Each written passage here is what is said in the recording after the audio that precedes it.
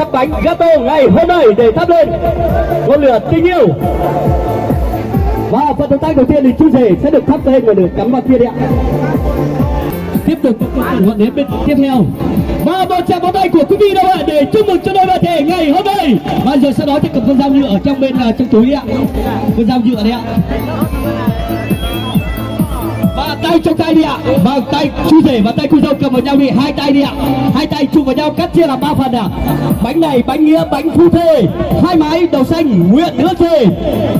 Tiếp tục tay ôm mỗi mạn chén gừng, gừng cay 9 tháng xin đừng quên nhau, và cùng chung bước đến mai sau. Và thủy chung thủy sắc màu tình yêu. Một tràng pháo tay thật lớn của quý vị đâu ạ để chúc mừng cho chú rể ngày hôm nay đi ạ. Và giờ này cũng được xin trọng kính mời chú rể và cô dâu sẽ được lấy một chút bánh để gửi tặng cho người vợ yêu quý của mình đi ạ.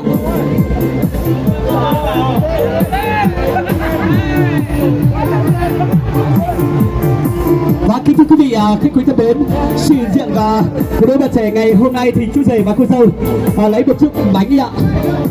Cứ bình tĩnh thôi ạ. Xuân hội lúc bên xuân hội nhà gái làm như thế nào thì bây giờ xuân hội nhà trai làm như vậy, chút chuyển một tí nào đúng không ạ? Và chú rể lấy một chút bánh đi ạ. Vâng ạ.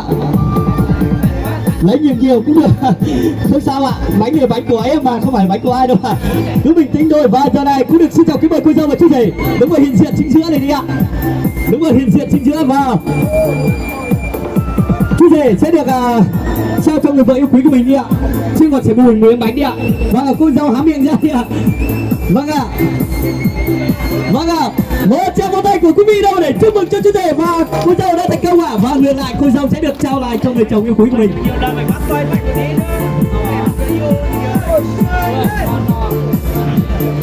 Và giờ sau đó thì cũng được xin chào kính mời chú rể và cô dâu vào đứng hiện diện chính giữa sân khấu đi ạ. Và kính thưa quý vị khách quý thân mến, hiện diện trên trung tâm sân khấu lúc này thì hai nhân vật chính của chúng ta và cô dâu và chú rể đã và đang trao cho nhau. Và tiếp tục chú rể há miệng ra đi ạ. Chú rể và cô dâu. Vâng ạ, một tràng pháo tay của quý vị đâu ạ để chúc mừng cho chú rể và cô dâu ngày hôm nay đi ạ. Và giờ này cũng được xin chào kính mời cô dâu sẽ đặt chiếc mình xuống ạ. Và chú rể cứ bình tĩnh thôi, chưa xong được không? Và kính thưa quý vị khách quý thân mến, ngày hôm nay thì cô Linh rất là vui mừng, khá là lâu rồi mới được trở lại với thôn Khánh Quan là xã Nậm Tha, huyện Văn Bàn của chúng ta trong buổi trưa ngày hôm nay. Và ngày hôm nay là cô Linh rất là vui mừng để chúc cho em hai em được 100 năm tình miên mãn và cầu nghĩa phu thê, thiên trường địa cửu mãi mãi không rời xa. Và giờ này kính thưa quý vị khách quý thân mến, để trước khi vui sự cưới ngày hôm nay, cô Linh cũng được xin toàn thể quý vị khách quý ở phía dưới đó có đồng ý cho chú rể và cô dâu thể hiện một tình yêu thương của mình trên sân khấu này được không ạ? Tặng một nụ hôn để trên sân khấu này được không ạ? Nếu mà đồng ý cho một tràng pháo tay thật nồng nhiệt đi ạ. Dạ vâng ạ, không có lý do thì chú rể và cô dâu không quay vào nhau đi ạ. Vâng ạ, quay vào nhau đi ạ. Vâng ạ, quay 35 độ 7, đúng không ạ? Và cô dâu sẽ quay ngược lại 37 độ 5, đúng không? Ôm vào eo của vợ mình đi ạ. Em vợ mình đâu ạ? Đúng rồi, đấy. Vâng ạ, phải nói rằng là em vợ mình hôm nay hơi to một chút đúng không ạ? Không sao, đó là to của mình thôi, không phải to của ai cả đâu không ạ? Và tay của cô dâu sẽ là lên bờ vai vững chắc của mình nữa ạ, vững chắc của chồng mình đi ạ. Vâng ạ, lên sát này cả đưa em, gần chưa ạ? Sới chưa ạ? Rồi, kính thưa quý vị, khách quý thân mến, hiện diện trên trung tâm sân khấu lúc này là cô dâu và chú rể sẽ được sự chứng kiến của toàn thể quý vị.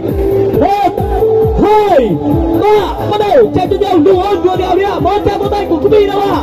Chúc mừng cho cô dâu và chú rể ngày hôm nay. Và kính thưa quý vị thân mến, giờ này cũng được xin chào kính mời chú. Nãy ở bên xuân hội nhà gái làm như thế nào thì bên giờ nhà trai của ta làm như vậy, không trượt tí nào đâu, không sai tí nào, thao tác như vậy thôi. Sóc thật mạnh lên. Và kính thưa quý vị khách quý thân mến, và giờ này thì chú rể và cô dâu đã tay trong tay sóc chai sâm banh. Và giờ này sau đó thì mở khóa an toàn ra. Và một tràng pháo tay thật lớn của quý vị đâu ạ để chúc mừng cho chú rể mở thành công trai thật tiên ngày hôm nay. Triệu hồng kết nghĩa phu thê, tình trao xuyên thắm em về cùng anh và cùng chung bước đến mai sau. Thủy chung trong thủy sắc màu tình yêu. Một tràng của quý vị đâu ạ, chúc mừng cho chú rể và cô dâu ngày hôm nay. Và kính thưa quý vị khách quý thân mến, đúng là muối 3 năm thì muối vẫn còn mặn, gừng 9 tháng thì gừng vẫn còn cay. Dù cho đôi ta vất vả khó khăn như thế nào thì đôi bạn trẻ ngày hôm nay đã tay trong tay dắt lên tháp ly tình yêu cho một tình yêu miên mãn trọn đời.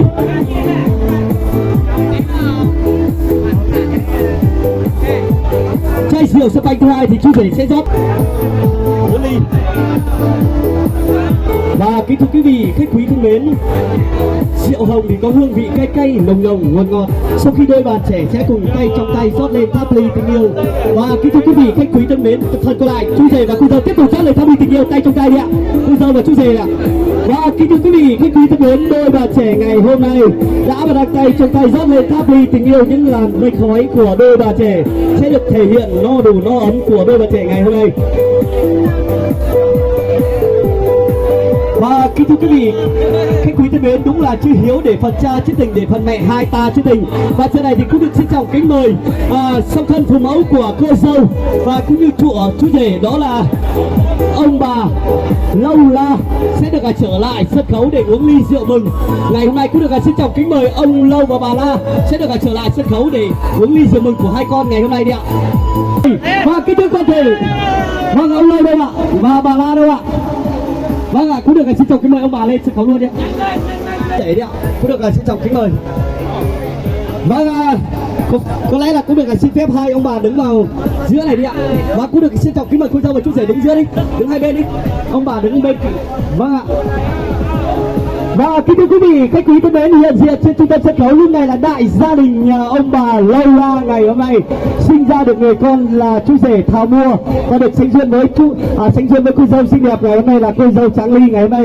Và sự hiện diện của toàn thể quý vị sau khi những người làm chương trình như chúng tôi sẽ đến từ 1 đến 3, 2, 3 rô thì các ông các bà cùng chú rể và cô dâu sẽ chạm ly vào nhau. Và sự hiện diện của toàn thể quý vị đúng là ngày xương là hoàng múc nước diễn tiên rót vào bình ngọc kết duyên tương phùng. 1, 2, 3 rô, 2, 3 rô, 2, 3 xin chạm ly vào nhau đi ạ. Xin chúc mừng gia đình cũng được xin toàn thể ơn trên tay dành một tràng pháo tay thật nồng nhiệt đi ạ. Vâng ạ, cũng được xin chúc mừng hai bên gia đình được Kim Sơn được chạm tình thân như nước sông Hà. Kết thúc buổi hôm nay ngày hôm nay xin được chính thức được khép lại. Và giờ này cũng được xin đọc kính mời ông bà sẽ được trở lại về ghế vinh dự của mình và cũng được xin toàn thể cô dâu và chú rể sẽ được trở lại ghế của mình và cũng được ở phía trong nhà để làm nốt thủ tục buổi trưa ngày hôm nay. Và buổi lễ của gia đình chờ